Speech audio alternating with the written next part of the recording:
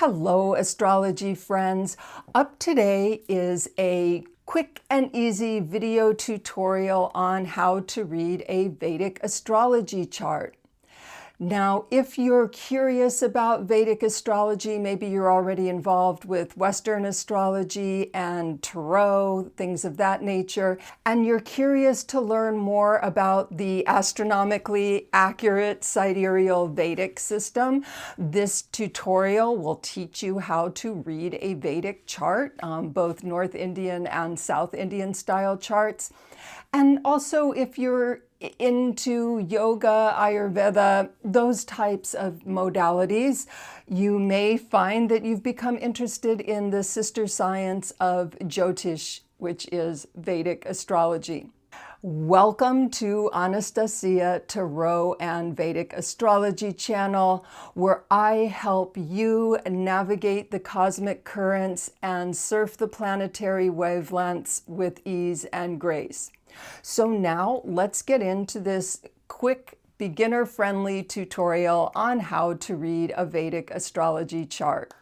And just a quick note on why your Vedic chart may have different sign placements than your Western chart. For example, in your Western chart, you may think of yourself as a Capricorn sun, and then you look at your Vedic chart and, oh my God, all of a sudden you're a Sagittarius sun. So I'm just going to touch upon the difference is 23 degrees. And the main difference is that the Vedic chart is using the sidereal zodiac, which is astronomically accurate. It is the same data that NASA would be using, or that, stargazers who look at the actual planets in the actual night sky using their telescopes. So Vedic astrology is using astronomically accurate data for the positions of the stars and planets. That's why your Vedic chart may look different than your Western chart. And if you're a math nerd, you can count everything is going to be 23 degrees earlier in your Vedic chart. Now, I have a whole video that goes more in depth into the difference between Vedic and Western astrology. I just wanted to touch upon that real quick here. If you want to go more into it, you can watch the video, and there's also a pretty detailed explanation on my website, which is linked in the description. So you can definitely read more about why they're different, but just wanted to give a quick note. And let's get back to the video. So this is a North Indian style chart. There's also a South Indian style that we'll get into later on in the video. I really like to use this North Indian style chart. It is a historic chart. It has been in use for at least 1,000 years. And we know this chart is used in North India. It also was used in Central Asia and going into the Near East, the Arabic world, North Africa, and even the Renaissance European charts were cast this way. So this is a very old, historic, traditional style of casting charts. And we can see why. The modern circular chart, back in the day, if you just needed to draw a chart with a quill and a piece of parchment, this would have been a very easy style to draw. You basically just needed to draw a square or a rectangle, and then you could draw a cross from the corner to corner, and then you could draw a diamond, and boom, your chart was drawn, and it was easy to draw. Back in the day, before we had computer-generated charts, drawing a Western style circular chart was quite difficult, right? You would need a compass to get a really good circle, and so anyway, that's why I like this Northern style chart. As I said, it's been in use for at least 1,000 years. It's been around a long time. So how does this chart work, and why is it a great way to read your chart? The North Indian style chart has fixed houses. So this is always the first house here. This is always the fourth house, the seventh house, and the 10th house. And if we think about it, these are the four pillars of life. The first house is self and health. The fourth house is your home, your vehicles, and your mother. The seventh house is your partner, your marriage. And the 10th house is your career, your professional life, your outer life. So we see in these four pillars of life, we have self and spouse, home and inner life, career and outer life. And these are the factors that really have engaged human beings looking at their charts for hundreds of years.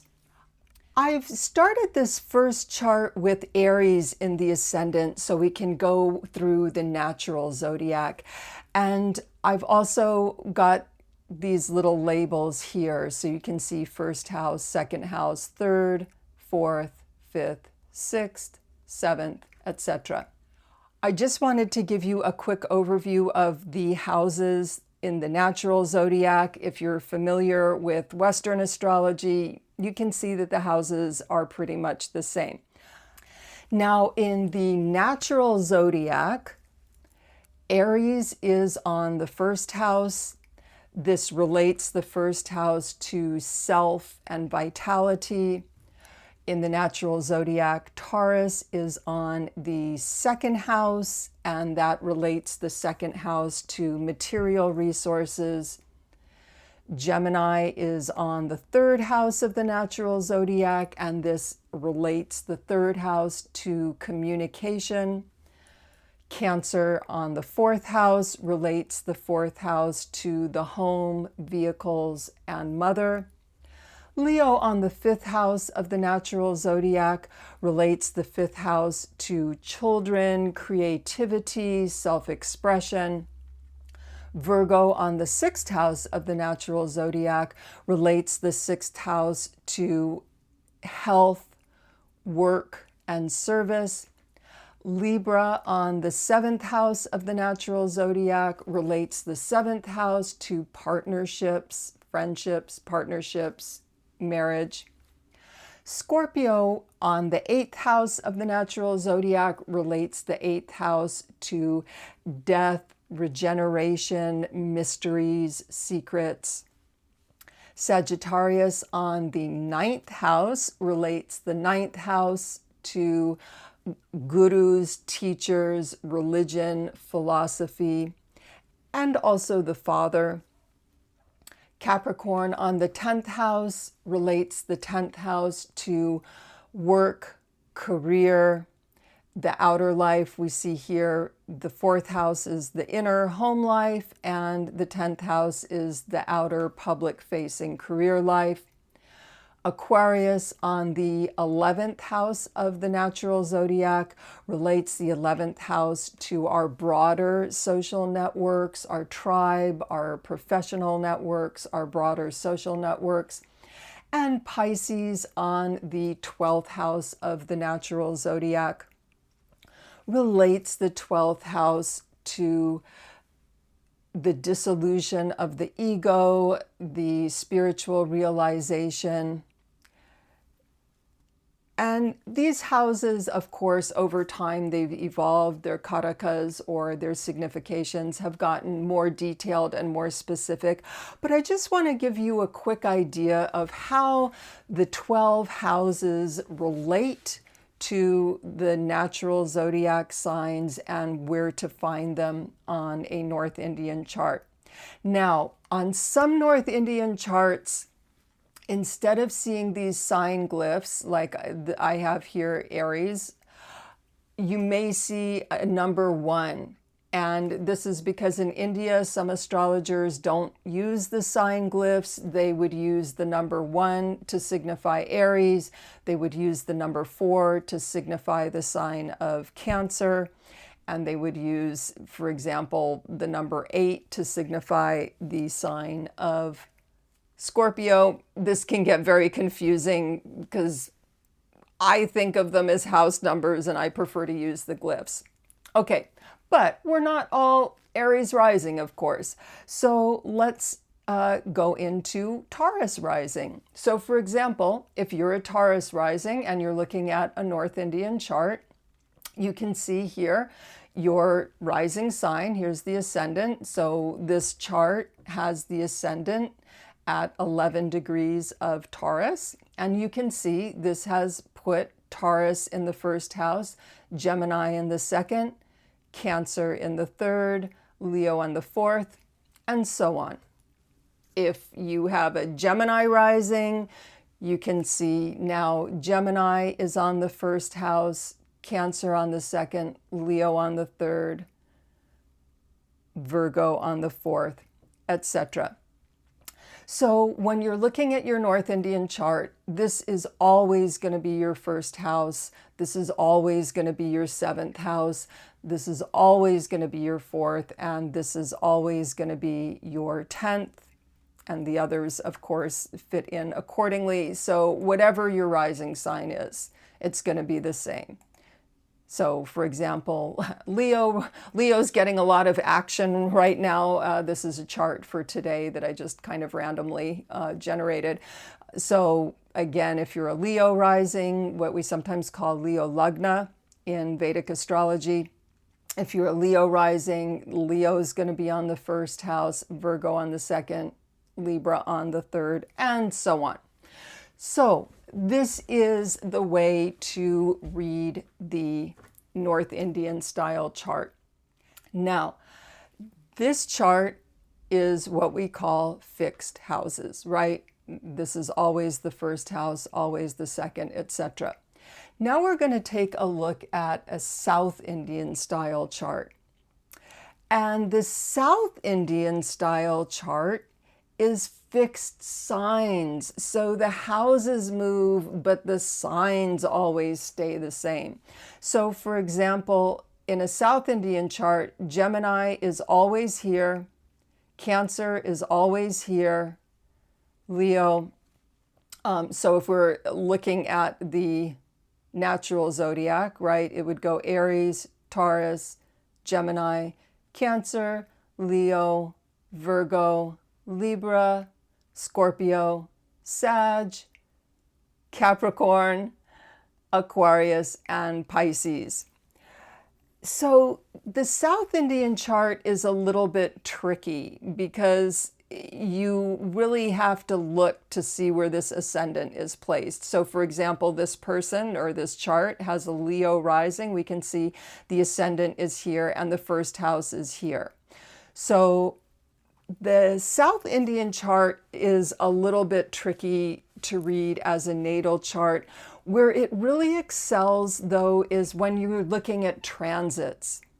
If you want to see the current transits over a natal chart, this South Indian chart, because the signs are always in the same place, it makes it very, very easy to compare. You can look at your birth chart on one hand, and then you could look at the current today's chart on the other. See an example of side by side. Here is this person's birth chart, and here is today's chart. So this South Indian style makes it really easy to read transits.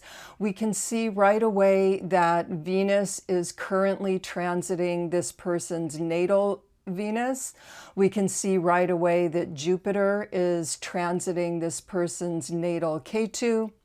And we can see that Mercury, Sun, and Ketu are all transiting this person's natal Jupiter and Mercury. We can see that today transit Mars is over this person's natal Mars and their natal Sun. We can see that the moon is close with their natal Rahu. And yeah, that's about it. So this is the main thing that I really like about South Indian charts is they make it very easy to just do a side-by-side comparison. This is the primary use for South Indian charts is to be able to quickly see current transits. And also, of course, astrologers from South India are going to use this style of chart, and astrologers from North India are going to use the North Indian chart. I'm just sharing with you how I use the different charts in my own practice. Okay, so now let's just talk about a couple of other things that you may see in your Vedic sidereal astrology chart that you may not see in a Western circular style chart. So you'll see here Rahu and Ketu. These are the north and south nodes of the moon. And Western astrology has started to use those a lot more. Again, going back to Renaissance Europe, they were definitely used in Renaissance Europe, and then they kind of fell out of fashion, you know, in the 1800s, 1900s. They weren't really used as much, but modern astrology has started to use those more. And I think this is from the influence of Vedic astrology and so many Indian people who have emigrated to the West and influenced Western astrologers. This is a very, very Rahu Ketu, the lunar nodes, very important karmic part of the natal chart. And this is one reason I didn't really like Western style astrology as much. I felt like they really missed a lot by not including the lunar nodes. Although, as I've said, in modern times, and, you know, contemporary Western astrologers have started using them more. So the other thing that you are going to see here are these funny little abbreviations. These are for the Nakshatras. So this is saying that this person's ascendant or this chart's ascendant, we see that it's in Aries. Here's the glyph for Aries. So we can see that the ascendant is in Aries, but it's also in Bhairani, which is a particular nakshatra within Aries. We can see this chart that Venus is in Cancer, but it's also in Ashlesha. It's in the Ashlesha nakshatra of Cancer. So the nakshatras are the lunar zodiac. And if you're coming from a Western astrology or tarot background, you're familiar with the 12 signs and 12 houses of the Western zodiac, right? Aries, Taurus, Gemini, those 12 signs, and the movement of the sun through each house and each sign. This is why we call it the solar zodiac. The sun spends approximately 30 days of the year in Aries, and then it spends approximately 30 days of the year in Taurus. It spends approximately 30 days of the year in Gemini, and so on. And of course, the sun doesn't really move. Duh, we're going around the sun. So I am talking about apparent motion when it's observed from the Earth. Now, the lunar zodiac has 28 signs. And just as the solar zodiac has 12 signs, where the sign of Aries is associated with the constellation Aries. It's associated with a group of stars called Aries. And the house sign of Libra is associated with the constellation of Libra. There is an actual Libra constellation of stars up in the sky. The lunar zodiac works in a similar way. It defines 28 fixed stars, and this is individual stars rather than constellations. The lunar zodiac measures the moon's motion across this lunar zodiac of fixed stars. So, for example, in this chart, we can see both the moon and the Mars are located in a nakshatra called Chitra. And the Chitra nakshatra is associated with the fixed star called Spica. Spica. I'm not quite sure how you say it. And we can also see that Chitra nakshatra, because it's the lunar zodiac, it actually spans 2 signs. So part of Chitra nakshatra is in Virgo, and this is because the actual star Spica is part of the Virgo constellation. But the nakshatra of Chitra also goes into this very beginning part of Libra.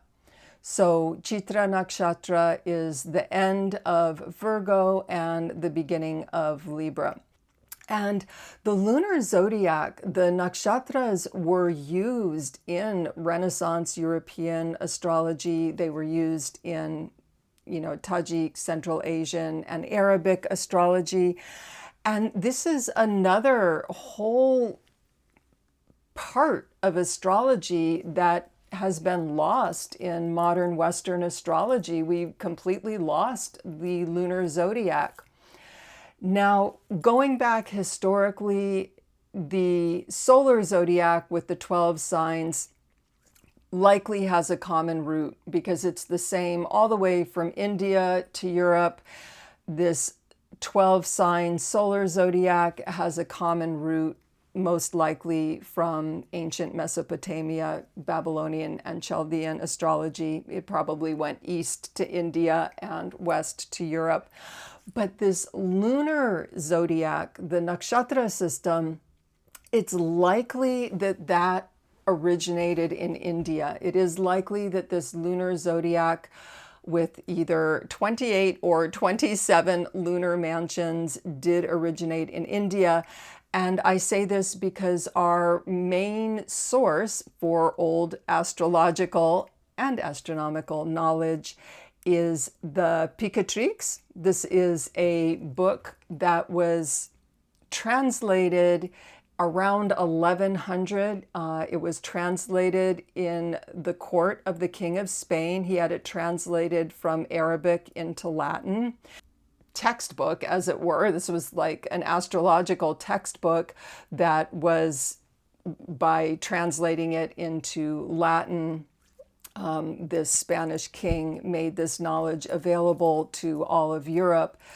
And in the Picatrix, it references wise men of India. When it's talking about the lunar zodiac, it is referencing the wise men of India. So that leads us to believe that the lunar zodiac had an Indian origin, whereas the solar zodiac most likely had a Mesopotamian origin. So that is it for your short tutorial on how to read Vedic astrology charts. I'll make some tutorials in the future that get more into this nakshatra system because it really is fascinating. It's used both for predictive astrology and also for natal astrology. So hopefully now you can look at your Vedic astrology chart and really understand how that chart works and what it means. Thank you so much for watching. If you enjoyed this video, please like and subscribe, and wishing you the blessings of good health, peace, prosperity, and happiness. Namaste.